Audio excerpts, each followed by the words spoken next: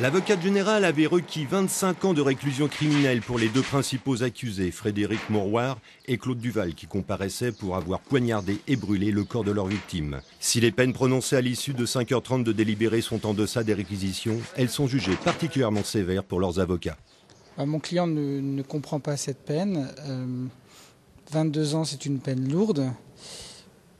La Cour a effectivement, à mon grand étonnement, retenu la préméditation. Je pense que la Cour n'a pas tenu compte de la personnalité de mon client et je pense que la Cour n'a pas tenu compte non plus du fait que l'expert psychiatre avait retenu qu'il avait ses facultés mentales qui alternaient son discernement au moment de la commission de l'acte. Le réquisitoire était de 25 ans pour assassinat. On a considéré que ça n'était pas un assassinat mais un meurtre le concernant, qu'il n'y avait pas de préméditation et donc la peine n'est pas de 25 ans et de 20 ans. Cette histoire de corps brûlé donne une connotation bien particulière également à ces faits.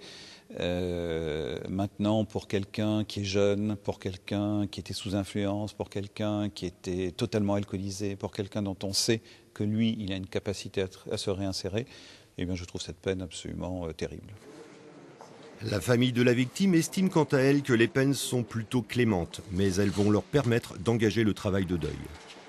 Je pense que la famille va accepter cette décision. On n'a d'ailleurs pas tellement les moyens de la contester puisqu'on ne peut pas faire appel au pénal quand on est partie civile. Dans l'ensemble, je pense que les jurys ont tenu compte aussi de la désocialisation totale de l'ensemble des accusés.